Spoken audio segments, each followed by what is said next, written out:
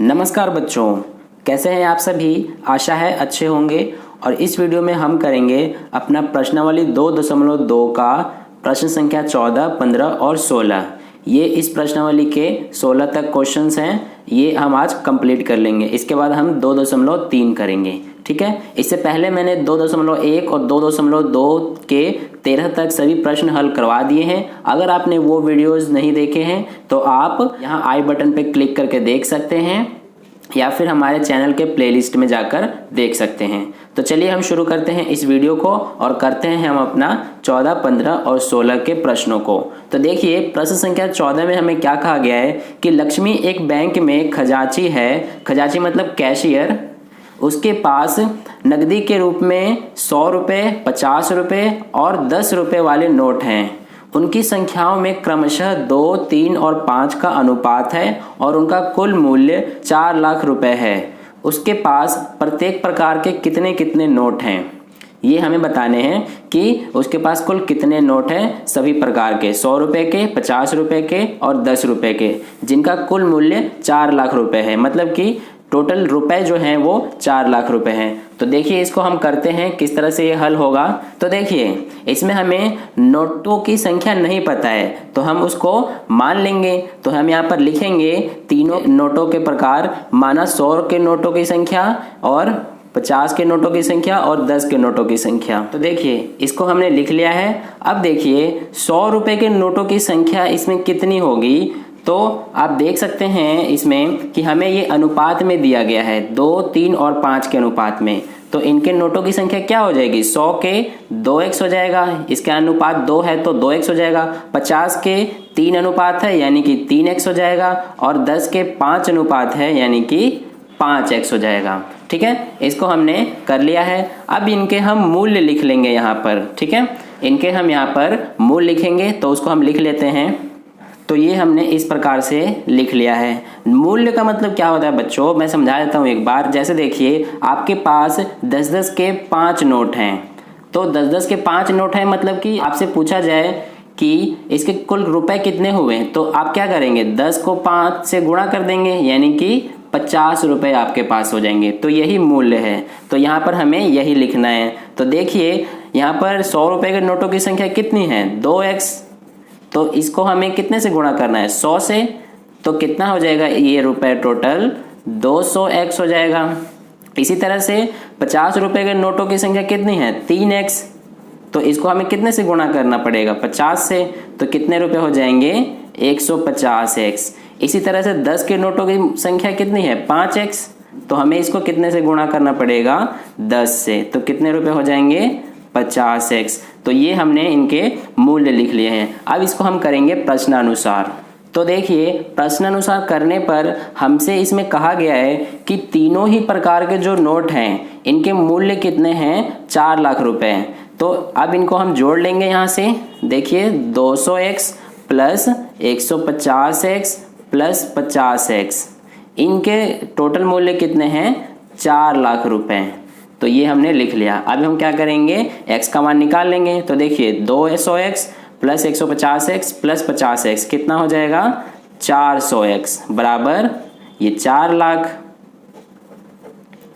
अब यहाँ से x का मान निकालेंगे तो ये हो जाएगा 4 लाख और यहाँ बटे में आ जाएगा ये 400, क्योंकि यहाँ पर गुणा के साथ है ये। तो देखिए यहाँ पर 2 जीरो से 2 जीरो कट जाएगा। अब ये 4 एकम 4 हो जाएगा और ये कितना बचा अब हमारे पास, 1000। तो ये x का मान कितना आ गया यहाँ से, 1000। ठीक है, तो ये हमने x का मान निकाल लिया। अब हम क्या करेंगे, सभी प्रकार के नोटों की कुल संख्या हम बता देंगे। तो देखिए यहाँ पर हमने कितना कितना माना है, 100 रुपए के हमने नोटों की संख्या कितनी मानी है, 2x। इसी तरह से 50 के 3x और 10 के नोटों की संख्या 5x। तो यहाँ पर हम इनको लिख लेते हैं।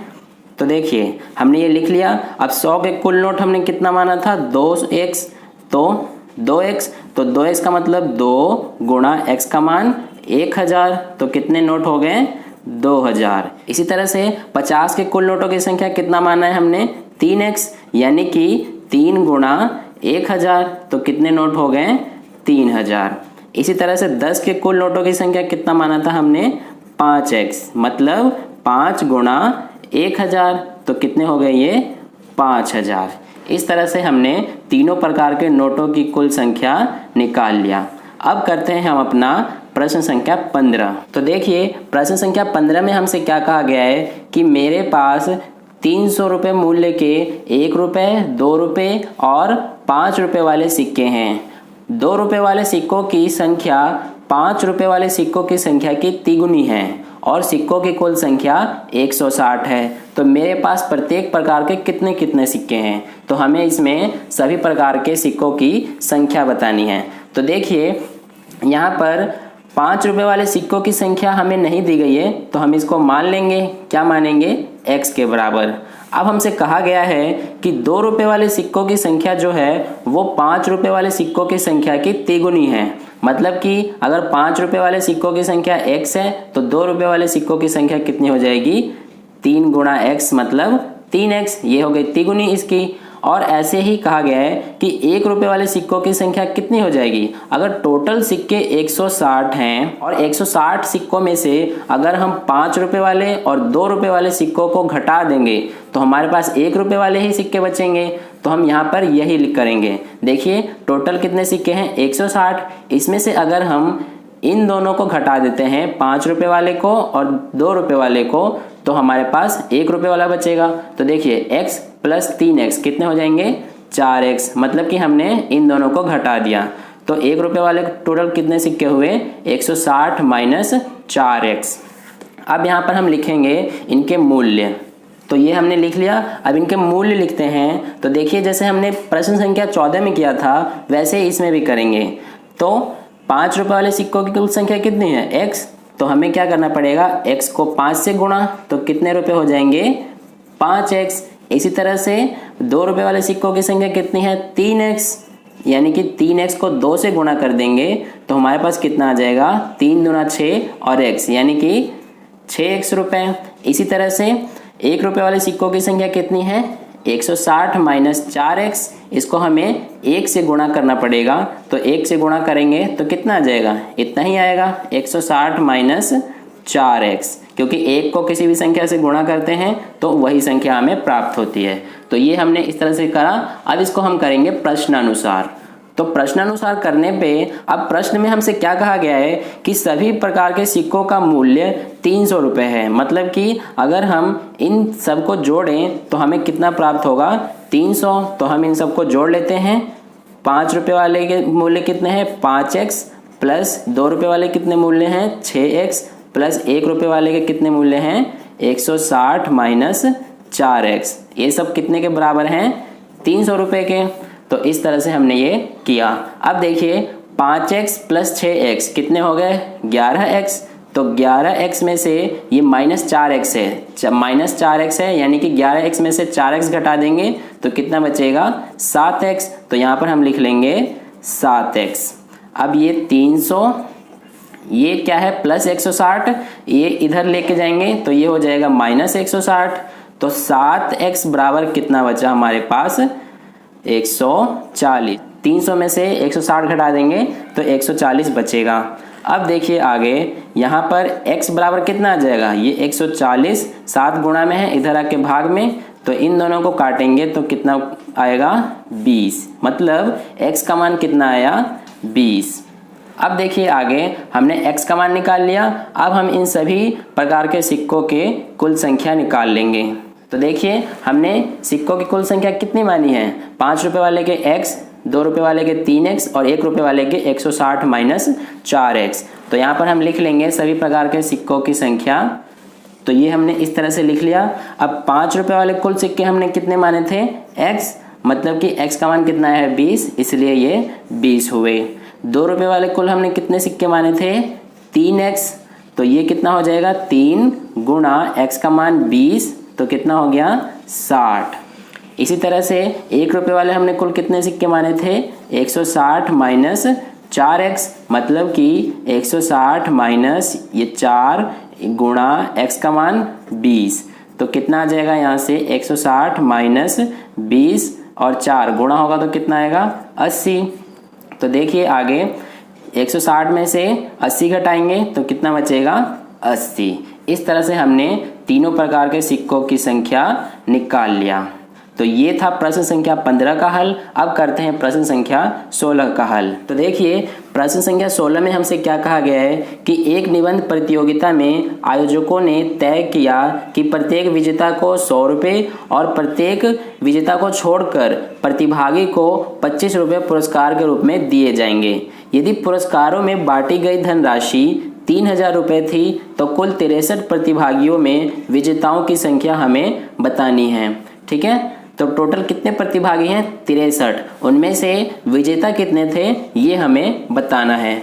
तो देखिए इसमें हमें विजेताओं की संख्या नहीं दी गई है तो हम इसको x के बराबर मान लेंगे। अब प्रतिभागियों की संख्या कितनी हम मानेंगे? जैसे देखिए टोटल प्रतिभागी कितनी है तो वो 63 हैं और 63 में से अगर हम विजेताओं की संख्या को निकाल देते हैं, यानी कि इसमें से अगर हम विजेताओं की संख्या मतलब x घटा देंगे तो हमारे पास क्या बचेगा? प्रतिभागियों की संख्या ही बचेगी। तो इसलिए प्रतिभागियों की संख्या कितनी आ गई? 63 माइनस x। अब यहाँ पर हम लिख लेंगे विजेताओं को प्राप्त धनराशि यानी कि मूल्य। तो देखिए विजेताओं को कितनी राशि प्राप्त होगी, इसकी संख्या हमने कितनी मानी है? x। तो यानी कि विजेताओं को 100 रुपये मिलेंगे तो उनको अगर 100 से गुणा कर देंगे तो कितना आ जाएगा रुपए? 100x।